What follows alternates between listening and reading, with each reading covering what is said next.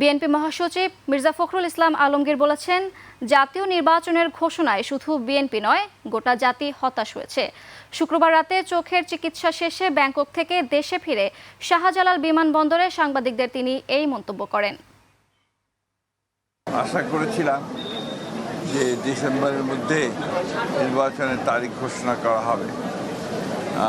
আজকে professor doctor Yunus তিনি বোধহয় জাতির উদ্দেশ্যে ভাষণে এপ্রিল মাসের ঘোষণা করেছেন।